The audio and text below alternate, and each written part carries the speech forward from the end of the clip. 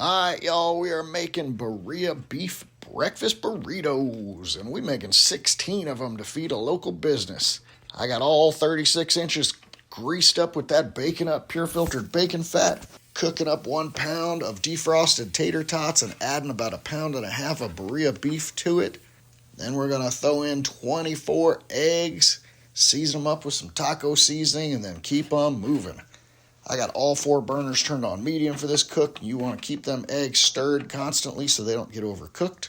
Add some picante to the top of it and then mix that in.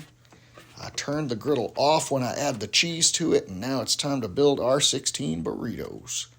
I kept it safe, a little bit of Mexican crema, a little bit of hot sauce, and then roll them up. Once you get them all rolled, you're going to put them back on the griddle at low heat to toast that tortilla up real good. Then get them off, get them wrapped in a tight foil wrap while they're still hot. Keep them nice and fresh for transport. We'll cut one open and take a peek inside.